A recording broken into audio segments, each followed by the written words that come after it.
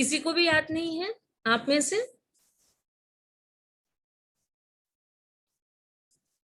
अंजलि, मंगला, सोनाली, रुचिका, कविता, कहाँ तक आए थे? प्रारंभिक रूप तक मैम। आरंभिक रूप, ठीक है, गुड। अच्छा, ये प्रारंभिक जीवन तक हम लोग देख चुके थे, मतलब गुरु बसव। ठीक है, फिर से एक बार थोड़ा सा हम अपना नहीं है ना, मतलब अपने यदि महाराष्ट्र के रहते तो उसे, चाहे वह ज्ञानेश्वर जी हो, नामदेव हो, तो कहीं ना कहीं हम लोगों को यकीन हो जाता है, पता चल जाता है हमारे, क्योंकि या हम ये नहीं कह सकते कि इनका ये है उनका वो है, क्योंकि हमारे धमनियों में ही, वह खून में ही बहता है। जब बच्चा जन्म लेता है, तब बच्चे के जन्म लेने के बाद तुरंत घर में होने वाली जो नानी होती है या दादी होती है या बुआ होती है, वह बच्चे के कान में एक प्रार्थना मंत्र कहलवाती है, और बस उसी के साथ उसका जन्म हो जाता है। और जन्म होते ही वह मंदिरों में जाना या गिरजा में जाना, उसे ये कहना नहीं पड़ता है, ये अपने संस्कारों में होता है। तो ऐसा ही हमारा एक गुरु बसव है, चूंकि वह कन्नड़ से है, कर्नाटक से है, बसवेश्वर जिनका नाम है, और वह एक दार्शनिक के रूप में उभार कर आते हैं, सुधारक के रूप में। ये देखिए, ये उनका दर्शन शास्त्र यहाँ पर दिखाया जा रहा है आपको। कन्नड़ की यदि बात करते हैं तो कन्नड़ आपको बताया भी था कि भारत के कर्नाटक राज्य में बोली जाने वाली भाषा है, कर्नाटक की वह राजभाषा है। आपको प्रश्न यहाँ पर भी पूछा जा सकता है कि कर्नाटक की राजभाषा कौन सी है ना? भारतीय संविधान की 8वीं अनुसूची में जो सम्मिलित है, उस भाषा का नाम क्या है? तो वो, उस भाषा का नाम कन्नड़ है। बताया था आपको, याद आ रहा है? याद आ रहा है आपको? ये सारी बातें बताई थी। हाँ, गुड गुड। अब चलते हैं कि वो दार्शनिक रूप में है, सामाजिक रूप में थे। समाज को बदलना ही हर संत का कार्य होता है, और यहाँ पर भी गुरु बसवेश्वर ने सामाजिक सुधार को आत्मसात किया। हिंदू धर्म में जाति व्यवस्था फैल गई थी। अब देखिए, ये उन्होंने जाति व्यवस्था का यहाँ पर कड़ा विरोध कैसे किया, ये दिखाया है। आदिवासी समाज की ओर उन्होंने उनकी परंपरा, उनका रहन सहन किस रूप में उन्होंने दिखाने का प्रयास किया। देखिए कि शैक्षिक या आर्थिक रूप से वो पिछड़ा वर्ग था, और फिर भी राष्ट्र की विकास यात्रा में अनेकानेक प्रकार के जो लाभ होते हैं, जैसे कई प्रकार के हम कहें कि गवर्नमेंट ने इन लोगों के लिए बनाए हैं, लेकिन फिर भी इन लोगों के पास न तो वो पहुंचते हैं, बल्कि हम ये कहना चाहेंगे कि इन तक वो सभी आने से पहले ही वह लुप्त हो जाते हैं। तो इस प्रकार की हमारे जाति व्यवस्था है। क्लियर हो गए बेटा? यहाँ तक आपको समझ में आया? जी मैम। Good good. आपकी आज्ञा है, आगे बढ़े? Yes ma'am. जी मैम।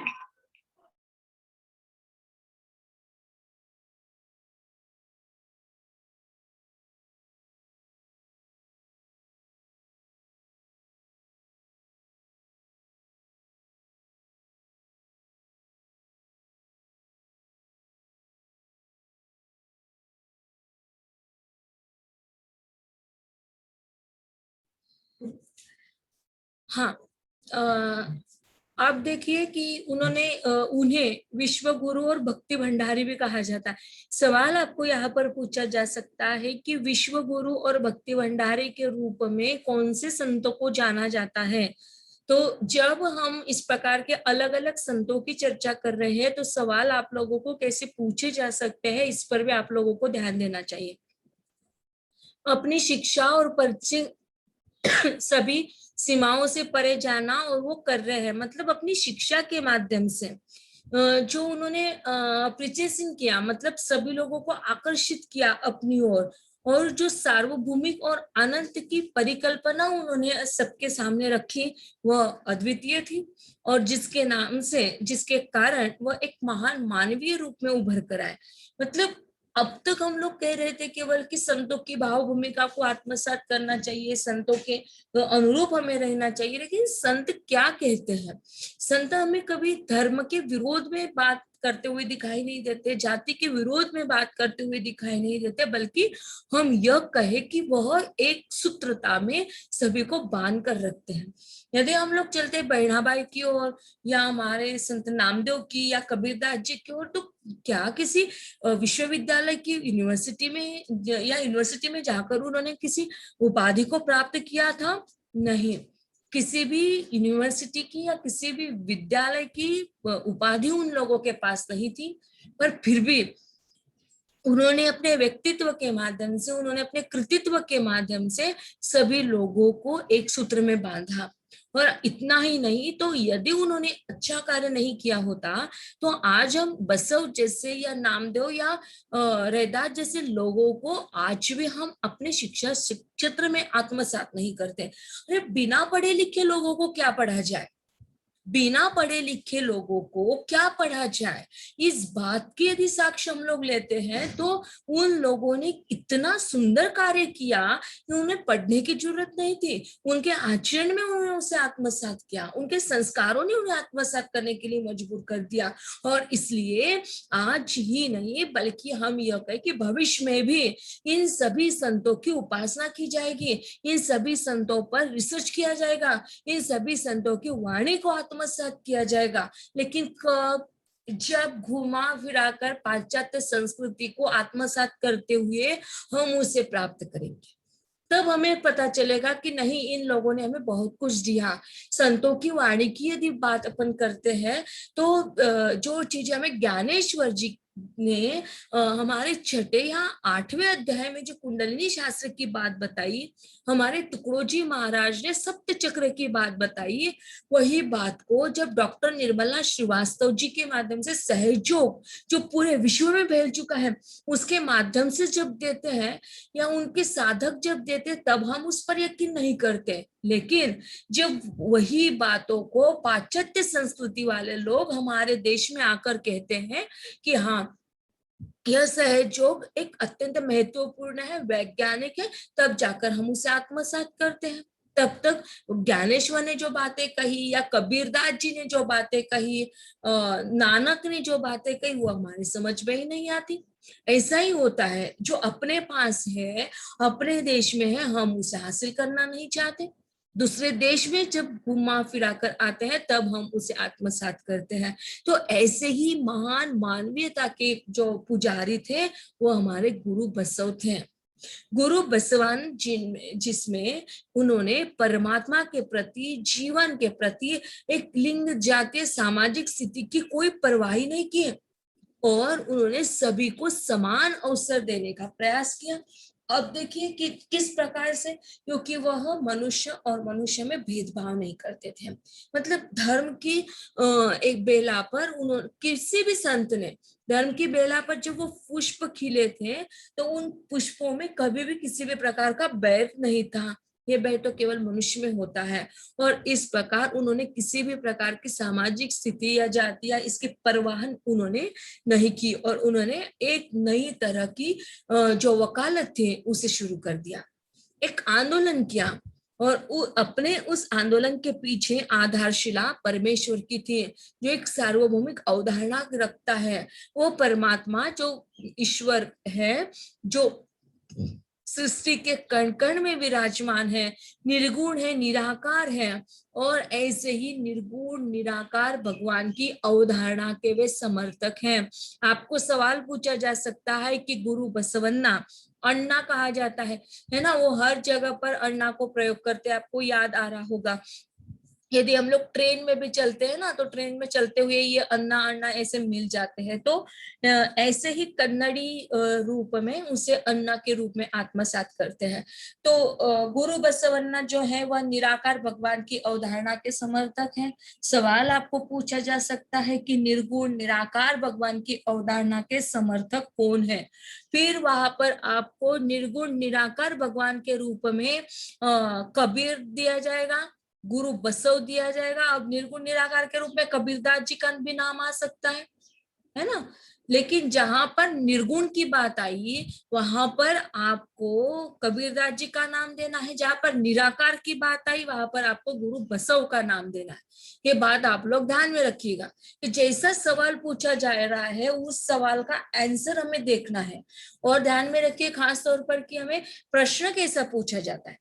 प्रश्न जैसा होगा, निर्गुण का होगा तो उसका आंसर कबीर होगा, निराकार का होगा तो निराकार का आंसर गुरु बसव होगा। क्लियर हो गया यहाँ तक? जी मैम। जी किसी मैम। को कोई सवाल है? आगे बढ़ना है इस परिच्छेद को समझ में आया हो तो? मैम आगे बढ़िए। धन्यवाद बेटा। एक सच्चे दूरदर्शी अपने समय से आगे विचारों के साथ वह एक है विकास के चरम पर एक और सबको समृद्ध समाज के अनुरूप। देखिए, एक सच्चा दूरदर्शी, दूरदर्शी से तात्पर्य क्या? दूर का देखने वाला, है ना? आगे के विचारों को आत्मसात करने वाला, मतलब भविष्य में हमें क्या होना चाहिए, भविष्य में हमारे साथ क्या आत्मसात करना चाहिए, ये ललक जिसके पास हो, ये सोच जिसके पास हो, ये दृष्टि जिसके पास हो, ऐसे है समाज, समृद्ध समाज के अनुरूप हमारे बसव एक महान रहस्यवादी के रूप में भी आत्मसात किए जाते हैं। और इसके अलावा गुरु बसवन्ना प्रधानमंत्री ने दक्षिणी साम्राज्य, दक्षिण भारत में, ये दक्षिण भारत आ गया आपका रेड वाला हिस्सा जो है ना, तो वहां पर वो गए और वहां पर उन्होंने एक साहित्यिक क्रांति की। अब देखिए, ये भी आपका हुआ है, आपको बताया था सवाल यहाँ पर कैसे पूछे जा सकते हैं कि दक्षिण भारत में 5 भारतीय राज्य होते हैं, आंध्र प्रदेश, कर्नाटका, केरल, तमिलनाडु और तेलंगाना। यह किन राज्यों से संबंधित, किस राज्य से संबंधित है? तो दक्षिण भारत से संबंधित है, ये आपको याद दिला दूं। इसके साथ साथ 3 केंद्र शासित प्रदेश होते हैं, वह कौन से? लक्षद्वीप, अंडमान और निकोबार द्वीप समूह। ये भी आपको ध्यान में रखना है। देखिए सवाल कैसे पूछे जाते हैं बीच में ही। अब जहां पर आप लोग आपका कर्सर रखोगे, जहां पर माउस ले जाओगे, माउस को जैसे ऑर्डर करोगे, माउस आपके ऑर्डर को फॉलो करेगा। Is that clear? अब यदि हम लोग रहते आपके सामने तो बोर्ड पर आपको इस प्रकार का पिक्चर बनाकर नहीं दिखा सकते थे क्योंकि इतनी सुंदर पेंटिंग हमारी नहीं है। सो यहाँ पर इंटरनेट के माध्यम से ही क्यों न हो, ये सारी जानकारी हम आप लोगों तक पहुंचाना चाहते हैं। तो दक्षिण भारत के 5 भारतीय राज्य हैं, आंध्र प्रदेश, कर्नाटका, केरल, तमिलनाडु और तेलंगाना। इनके साथ साथ 3 केंद्र शासित प्रदेश हैं, लक्षद्वीप, अंडमान और निकोबार। और फिर साथ में पंडुचेरी का वह भी क्षेत्रफल है जो भारत में केवल 19% का क्षेत्र माना जाता है। भारत के दक्षिणी भाग को दक्षिण भारत भी कहते हैं। आपको सवाल पूछा जा सकता है कि भारत के दक्षिणी भाग को क्या कहा जाता है, उसमें पर्याय दिए जाएंगे, उत्तरी भारत, दक्षिणी भारत या पश्चिमी या पूर्वी भारत। आपको करेक्ट आंसर उसमें से चुनना होगा। ऐसे प्रश्न आपको बनाकर रखने चाहिए। गूगल क्लासरूम पर ये पूरी उसकी लिंक डलवा दी है, आप उसे पढ़ सकते हो। बुक मार्केट में अवेलेबल हो गई है, लेकिन हम नहीं जा पा रहे हैं, घर से बाहर निकलना हमारे लिए पॉसिबल नहीं है क्योंकि हाइपर एंटीबायोटिक लेने के कारण हीट ज्यादा हो रही है शरीर में, और जिस कारण एलर्जी हो गई है मेडिसिन की, तो हम घर से बाहर नहीं निकल सकते हैं। तो बुक को हमने ऑनलाइन इशू करवाने के लिए कहलवाया है प्रशांत बुक हाउस से। जैसे ही बुक हमारे पास आ जाएगी वैसे उस बुक का पूरा पीडीएफ निकालकर हम हमारे ग्रुप पर गूगल क्लासरूम पर डाल देंगे। ठीक है? आप लोगों में से लोकल की बात कर रहे हैं, यदि लोकल आप लोग निकल रहे हो घर से बाहर और बिल्कुल लोकल लोग हो कि जलगांव के सिटी में ही रहते हो, आस पड़ोस में ही रहते हो उसके हिस्से में, तो आप लोग यदि जा सकते हो तो आप जाइए, बुक को परचेस कीजिए और बुक को पीडीएफ निकालकर हमारे गूगल क्लासरूम पर डाल दीजिए। या ली किसी ने बुक? आप में से किसी ने बुक लिया है क्या? नहीं मैम। हाँ, तो आप में से यदि कोई जा सकता है तो आप लोग ले सकते हो, लेकिन बिल्कुल लोकल लोग होने चाहिए जो घर से बाहर निकल सकते हैं, ऐसे ही लोग हो। फालतू में आप लोगों को खर्च करने की जरूरत नहीं। जैसे ही एक दो तीन दिनों तक हम ठीक हो जाएंगे तो 2-3 दिनों के बाद हम बाय कार वहां पर जा सकेंगे और वो बुक को पीडीएफ करवा कर डाल सकेंगे। लेकिन जब तक बुक अपने पास नहीं आता है तब तक फिलहाल हम इसी बात की ओर लेकर आगे बढ़ते हैं। देखते हैं उसमें और इसमें क्या अंतर होता है। यदि अंतर होता है तो ये तो आपके पास है ही, अब प्लस उसमें आपको बुक भी मिल जाएगा। तो जो चीजें आपको यहाँ से अच्छी लगी उसे लीजिए, जो चीजें बुक में है तो बुक का तो आपके पास पीडीएफ होगा ही, लेकिन प्रश्नों को बनाना आप लोगों को आना चाहिए। ठीक है, तो प्रश्न बनाकर आप लोग रखिएगा। तो ये दक्षिण भारत का भी आपको सवाल कैसे पूछे जाएंगे ये भी आपको बता दिया। अब आगे बढ़ते हैं कि जैसे उन्होंने साहित्यिक क्रांति की। अब साहित्यिक क्रांति कब होगी? जब साहित्य को लिखने वाला साहित्यकार फक्कड़ प्रवृत्ति का होगा। मानते हुए चलिएगा कि हमारे घर के सामने एक औरत रहती है, वो हमेशा उसका पति उसकी पिटाई करता है और हम बस अपनी खुले आंखों से उसे देखते हैं और देखकर साहित्य में उसे परिमार्जित करते हैं कि देखो एक औरत थी, उसका पति हमेशा आता था, घर पर पिटाई करता था। लेकिन हमने यदि उस नारी के पास जाकर या उस पुरुष के पास जाकर उसे समझाया, उसे यदि कहलवा दिया कि आप ये कार्य मत करो, इस प्रकार की सहने की जो ताकत है, उस सहने की ताकत को आप स्वीकार न करते हुए आप एक क्रांति करो, एक स्वराज्य जो स्थापना, स्वराज्य की स्थापना उस समय में उन लोगों ने की, तो हमें भी उस स्वराज्य को आत्मसात करना चाहिए, स्व के बल को आत्मसात करने का प्रयास करना चाहिए, ताकि वो आदमी उस नारी को परेशान न करे। और बस जब वो नारी इस प्रकार की क्रांति को आत्मसात करेगी, फिर हम उस प्रकार की नारी के आने वाले हर समस्या का सॉल्यूशन अपने साहित्य में कर पाएंगे। और खुले दिल से हम उन पुरुषों के खिलाफ बात करने के लिए लोलुप हो सकते हैं, और जब हम उन पुरुषों के खिलाफ बात करेंगे तब वो साहित्यिक क्रांति होगी, तब सच्चे मायने में वो साहित्यिक क्रांति होगी। ठीक उसी प्रकार मानवतावाद को अपनाते हुए अनेकानेक प्रकार के विकल्पों को साथ में रखते हुए सामाजिक सुधार को गुरु बसव के माध्यम से प्राप्त किया, और जिस कारण वह एक आदर्शवादी व्यक्तित्व के रूप में उभर कर आए। और उन्हें फकीर के रूप में भी कहा गया कि एक आदर्शवादी फकीर उन्हें कहा गया। और इतना ही नहीं, तो वह उस समय के एक रहस्यवादी भगवान के रूप में माने गए। देखिए, भगवान का दायरा उस व्यक्ति को कब दिया जाता है? जब उसे वह व्यक्ति अनेक प्रकार की परीक्षाओं को पास करता है। पहले भगवान बनने के लिए उसे अनेक प्रकार की परीक्षा देनी पड़ती, तब जाकर लोग मानते हैं। नहीं तो किसी भी अहरे गहरे को लोग भगवान नहीं मान सकते। हमारे महाराष्ट्र की बात जाने दीजिए, क्योंकि हम लोग तो अंधविश्वासी हैं, हम तुरंत किसी भी बात पर यकीन कर लेते हैं, भरोसा कर लेते हैं, विश्वास कर लेते हैं। लेकिन ये विश्वास अंधविश्वास के रूप में नहीं होना चाहिए, उसे हमें सत्यता के रूप में सत्यान्वेषी बनकर आत्मसात करते आना चाहिए। तो कन्नड़ में जो पवित्र भजन होते हैं, मतलब उनको फकीर के रूप में नहीं बल्कि भगवान का दायरा दिया गया। तो कन्नड़ में जो पवित्र भजन के रूप में जो दिव्य अनुभव होते हैं, उन सभी अनुभवों के सारांश को उन्होंने अपने आंदोलन में शामिल किए, और उनके पवित्र भजनों को आज भी कन्नड़ में माना जाता है, गाया जाता है।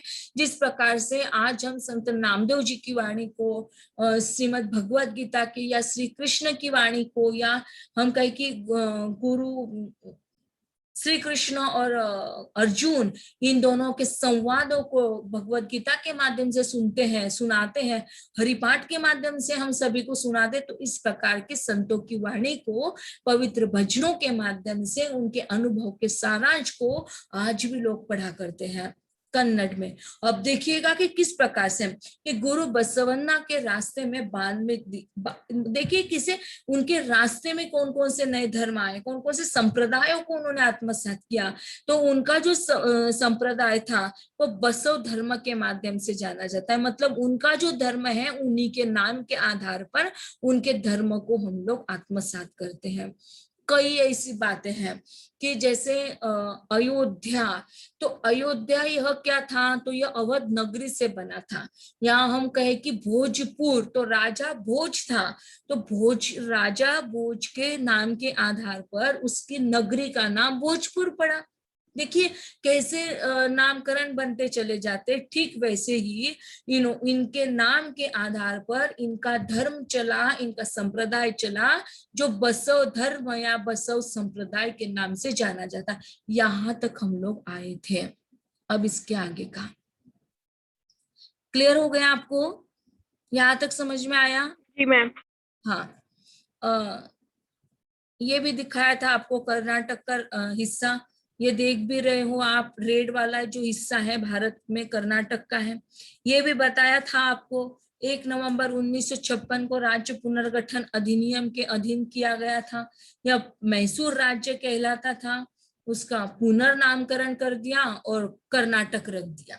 सवाल आपको पूछा जा सकता है कि कर्नाटक का पुनर्नामकरण होने से पहले वह कौन से राज्य के रूप में माना जाता था या कौन सा राज्य कहलवाया जाता था, तो उसका नामकरण है मैसूर राज्य। आपको याद दिला दूं तो कर्नाटक को कर्नाटक भी कहा जाता है, दक्षिण भारत का यह एक राज्य है।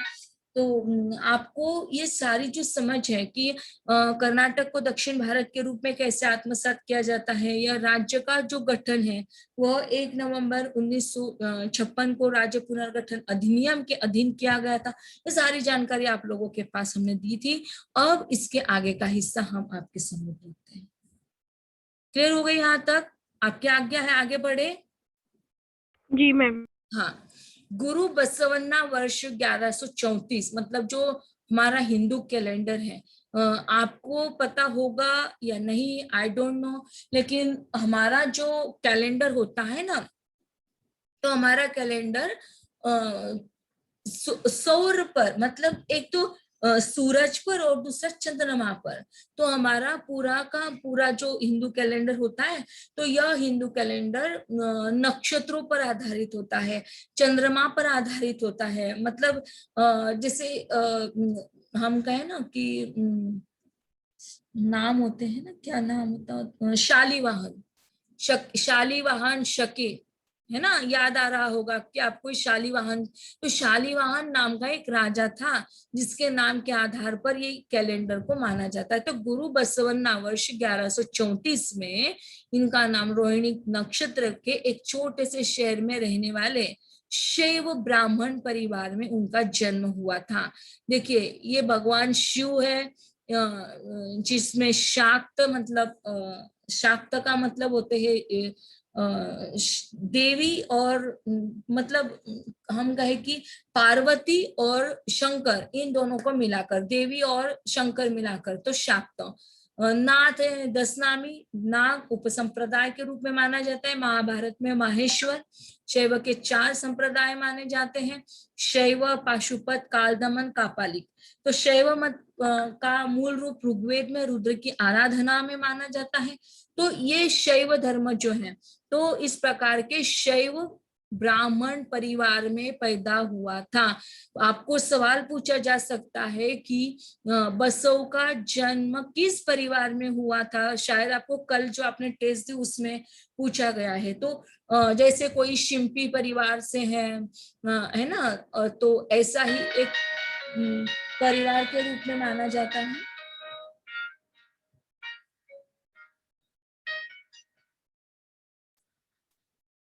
तो छोटे से शहर में रहने वाले एक शैव ब्राह्मण परिवार में वो पैदा हुए थे। उत्तरी कर्नाटक ना, हिस्सा आपको लोगों को तभी भी दिखाया, अभी भी दिखाते हैं कि उत्तरी कर्नाटक और गुरु बसवन्ना बीजापुर जिले में एक पले में एक सख्त धार्मिक घर, जहाँ एक पवित्र धागा जाना जाता है के रूप में पहनने के लिए बना गया था।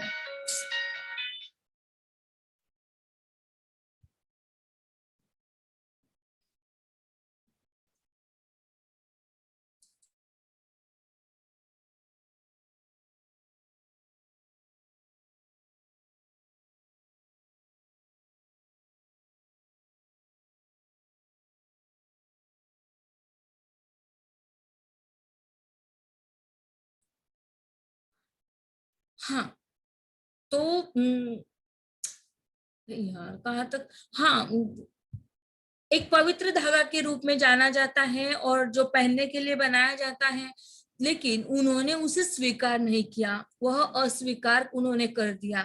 धर्म के आधार पर चलने वाले, हमने बता दिया आपको इसके पहले ही कि वह अंधविश्वास रखने वालों में से नहीं थे। तो धर्म को एक आधार बनाया, शास्त्र और नियम पूर्वक जो उन्होंने संस्कृत में लिखा था और आम लोगों के लिए पहुंच से वो बाहर नहीं था। वह संस्कार के अनुष्ठान को स्वीकार नहीं किया।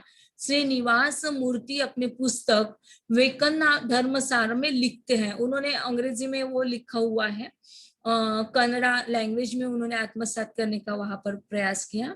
तो उन्होंने अलग अलग प्रकार के रूप में जो बातें बताई थी कि वह किस प्रकार से शाक्त धर्मी थे। तो उन्होंने अपने प्रारंभिक जीवन के माध्यम से यहाँ पर जो विकिपीडिया के द्वारा जो मिलता है कि गुरु बसवन्ना वर्ष 1134 माना जाता है ना। और ईस्वी सन की यदि बात करें तो ईस्वी सन 1105 में उनका जन्म माना जाता है। सवाल आपको उसी पर होगा कि उनका जन्म कब हुआ, किस ईस्वी में हुआ या कौन से जिले में हुआ, उनकी मृत्यु कब हुई, कहाँ हुई। यहाँ पर आपको ऐसे प्रश्न पूछे जा सकते हैं। फैमिली लाइफ के बारे में भी प्रश्न पूछे जा सकते हैं, लेकिन यहाँ पर विकिपीडिया में कुछ बातें हमें अवेलेबल नहीं है, शायद बुक में हमें मिल जाएगी। तो उनकी प्रति जो महान धार्मिक गतिविधियां हैं उसे हम आपके सम्मुख रखते हैं। मतलब उन्होंने यदि अपन बात करते हैं शैवगढ़ की, तो उन्होंने बागेवाड़ी छोड़ दिया और अगले 12 साल, मतलब अगले उसके बाद के जो 12 साल थे वो संगमेश्वर, है ना, संगमेश्वर कुंडाला संगमा का तो शैवगढ़ में अध्ययन कर खर्च किया। मतलब उन्होंने अलग अलग प्रकार से शाक्त धर्मियों को आत्मसात किया, शिव की प्रति अध्ययन प्रणाली को उन्होंने आत्मसात किया और वहां पर उन्होंने खर्च किया। उन्होंने अनेक विद्वानों के साथ क्या किया कि जैसे अनेक विद्वानों के साथ उन्होंने बातचीत की, कन्वर्सेशन किया और उसके सामाजिक समझ को आत्मसात किया और धार्मिक और आध्यात्मिक बातों को, विचारों का विकास किया। कहा जाता है ना ऐसा कि हर व्यक्ति के पास कुछ ना कुछ होता है, और जब एक जैसे व्यक्ति मिल जाते हैं, जैसे चोर के पास यदि चोरी दूसरा चोर चला गया तो वो अपना एक ग्रुप बना लेगा, लेकिन संतों के पास यदि और कोई चला गया, संतों के पास यदि कोई चोर भी चला गया, तो संतों की वाणी को आत्मसात करने वाला, उनके आचरण को आत्मसात करने वाला व्यक्ति, उसे यदि बताया जाता है कि तुम्हें चोरी करना है, तो वो व्यक्ति शायद ही चोरी कर पाए। वो बता सकता है कि नहीं चोरी करना पाप है, उसे समझा सकता है। तो ऐसे ही थे हमारे गुरु बसव। उन्होंने कई प्रकार के आध्यात्मिक और धार्मिक विचारों को विकास किया, विकसित करते हुए दिखाई देते हैं। जटावेदा मुनि के रूप में भी वो जाने जाते हैं। उन्होंने अनेक प्रकार के गुरुओं से शिक्षा को प्राप्त भी किया है। बसवन्ना का आविष्कार उन्होंने जब किया, जैसे उनके संस्थापक के रूप में पहले नबी बनकर आया, ऐसा कोई बसवन्ना नाम का गुरु है, मतलब अपने ज्ञान के लिए वह एक गाइड के रूप में माना जाता है, एक गुरु के रूप में आत्मसात किया जाता है। मतलब कई प्रकार के जो अभी हम कहें कि गुरु के रूप में आत्मसात होते हैं, लेकिन सच्चा गुरु वही होता है जो साई से मिला है ना। कई समकालीन गुरु वहां पर थे, लेकिन उन्होंने आत्मा के तत्व के रूप में वर्णित करते हुए यहाँ अनेक प्रकार के हम कहें कि सार्वभौमिक सत्य को, सत्य क्या होता है, तो जैसे परमात्मा है, उस परमात्मा के प्राप्ति को उन्होंने प्राप्त आत्मसात नहीं किया, क्योंकि इसके पूर्व हम आपको बता चुके हैं कि वो तो निराकार के रूप में मानते हैं, और इसलिए वो किसी भी प्रकार की मूर्ति या हिंदू देवताओं का प्रतिनिधित्व नहीं करते। मतलब मुद्रा के रूप में यदि वो केवल शिव के प्रतिनिधित्व करते हैं, और वो भी छोटा सा होना चाहिए, बहुत बड़ा शिवलिंग को आत्मसात करना यह उनकी खासियत नहीं है। मतलब देखिएगा कि किस प्रकार से उन्होंने सार्वभौमिक सत्य को आत्मसात करने का प्रयास किया। अब यदि बात करते हैं बसवन्ना की, तो उन्होंने सभी प्रकार की मानव जाति को, आध्यात्मिक ज्ञान को समाज सेवा के माध्यम से प्राप्त करने के लिए एक साधन के रूप में प्रयोग किया। और इसी बीच उन्होंने समानता स्थापित की। अब देखिए, समानता स्थापित करने के लिए हमें समाज में जाना पड़ेगा, समाज के लोगों की मानसिकता को समझना पड़ेगा। और जब तक हम समाज में एकत्व स्थापित नहीं कर सकते, एक दूसरे के प्रति सार्वभौमत्व स्थापित नहीं कर सकते, तब तक समानता कैसे आएगी? ऐसे लोग हमें आत्मसात करेंगे। तो बसवण्णा ने ये सारा कार्य किया और एक अलग रूप से कार्य किया। मतलब देखिए कि भगवान बनने के लिए उसे अपना एक अलग विशेष महत्व स्थान देना पड़ता है। और यही हुआ कि अपने विचार में उन्होंने विश्वास को कायम रखा और वहां केवल एक ही सच होता है, भगवान। और बस उसी भगवान के माध्यम से उन्होंने आत्मसात करने का प्रयास किया। ये भगवान का भग धातु से बना भगवान शब्द का अर्थ उन्होंने यहाँ पर बताया हुआ है। तो जैसे अंधविश्वास है, भ्रम है, मंदिर की संस्कृति है, या हम कहें कि पुजारी को हटाने की तरह सामाजिक सेवाओं का प्रदर्शन बना दिया। अब पुजारी को हटाने की तरह सामाजिक सेवा का प्रदर्शन बनाया, मतलब क्या कि कई प्रकार के बड़े बड़े पेट के पुजारी बैठते हैं। मतलब जितना बड़ा डोनेशन आप लोग दोगे उतनी देर तक आपको दर्शन के लिए खड़ा करने के लिए वो सभी लोग तैयार होंगे। लेकिन आपने यदि डोनेशन नहीं दिया है तो आपको फटाक से वहां से निकाल देंगे कि चलो चलो जल्दी चलो, इस समय में नहीं है। लेकिन ये सारी वास्तविकता है कि इस प्रकार के कई बहुत सारी जगह पर इस प्रकार बड़े बड़े पेट के पुजारी बैठे हुए हैं, जिनका इन सभी संतों ने कड़ा विरोध किया हुआ है। आज भी चलता है कि इन सभी पुजारियों को हटाने के लिए सामाजिक सेवा वह अपना कार्य निरंतर रूप से करती है। उनका मानना था कि लोग हैं जो एक झूठी भगवान को सही तरीके से दिखाया जाएगा कि जरूरत की तलाश में थे। मतलब एक कई जगह पर हम लोग देखते हैं कि भगवान है, या आपने देखा होगा कि जब देविया वगैरह चलता है ना, तब मराठीमध्ये आपण अंगात येतो असं बोलतो, अपने शरीर में वो देवी प्रकट होती है वगैरह। आई डोंट नो कि सही में है या नहीं, मुझे नहीं पता, लेकिन ऐसा लगता है कि बस वो तो आडंबरवादी है। कैसे देवी को इतना समय होता है क्या कि वह इन लोगों के पास आए, इन लोगों के शरीर में प्रकट हो, और वो करती है ऐसा कार्य कि आवाज निकाल निकाल कर पता नहीं कैसे कार्य होता है उनसे। तो ये सारी जो है ये आडंबरवादिता को नष्ट करने के लिए ये जो झूठे भगवान अपने आप को रखते हैं, तो उनको एक सच्चा पथ प्रदर्शन दिखाने के लिए एक सत्यान्वेषी की आवश्यकता थी उस समय के समाज को। और उस समय के समाज को सच्ची राह दिखाने के लिए, सच्ची हम कहे कि सच्चा सही तरीका दिखाने के लिए गुरु बसवेश्वर जी का जन्म हुआ। वह मानव जाति के बीच समानता का प्रचार कर रहे थे। मैं बता ही दिया आपको कि उन्होंने हर जाति के बीच समानता कैसे रखी। मतलब यदि अपन चलते हैं आदिवासी समाज की ओर या उनकी जाति की ओर, उनके धर्म की ओर, तो कई प्रकार की धर्म वहां पर दिखाई देते, कई प्रकार की जातियां हमें वहां पर दिखाई देते, कई प्रकार का यौन, हम कहे कि कहने में भी बड़ा मुश्किल हो जाता है कि अनेक प्रकार की समस्याओं से उलझा हुआ है वह आदिवासी समाज, और जिनमें सभी बाधाओं की निंदा की जाति व्यवस्था के खिलाफ लड़ रहे। मतलब कार्य के साथ था किस प्रकार की जातियों में वह अपने आप को समस्याओं में घेरे हुए थे। और आज भी कई प्रकार की महिलाओं का यौन शोषण वहां पर होता है ना। मतलब आपको याद दिला दूं कि जब बच्चियां छोटी होती है तभी से उन पर कहीं ना कहीं लाद दिया जाता है कि आपको ये कार्य करना ही होगा, और इस प्रकार से उनका यौन शोषण किया जाता है। तो इन सबके खिलाफ लड़ने का जो कार्य था वो बसव जी का था। वह भी रूप में जाना जाता था कि 12वीं सदी के सामाजिक व्यवस्था में अपने क्रांति के लिए वे गुरु बसवण्णा है। आपको सवाल पूछा जा सकता है कि गुरु बसव कौन से सदी के माने जाते हैं, कौन से सदी के सामाजिक व्यवस्था में उन्होंने अपनी क्रांति की। तो एक क्रांतिकारी के रूप में, एक भगवान के रूप में, निराकार के रूप में जिसे माना जाता है, उनका नाम है गुरु बसव। यहां तक क्लियर हुआ?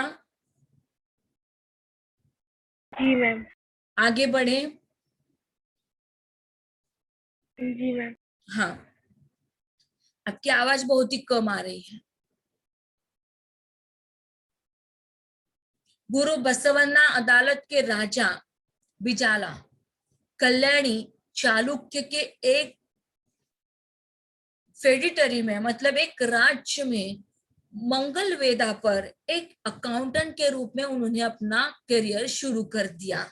देखिए, गुरु बसवन्ना का कार्य जो है वह, यदि हम कहते हैं कि यह एक संत के रूप में है, तो फिर भी एक अकाउंटेंट के रूप में उन्होंने कार्य किस प्रकार से किया और उन्होंने अपना करियर कहाँ से शुरुआत की।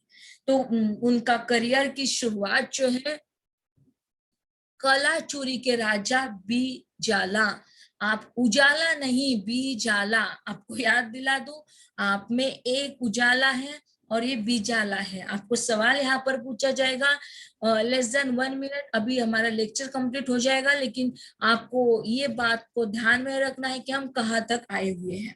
कल की तासिका में हम यहाँ से कंटिन्यू करेंगे। क्लियर हो गया आपको यहाँ तक? जी मैम। हाँ, यहाँ जी तक मैम। समझ में। आप यहाँ से याद रखिएगा, गुरु बसवन्ना अदालत कलाचुरी के राजा, तो यहाँ तक आप याद रखिएगा। ठीक है, हम लोग मिलेंगे कल की तासिका में।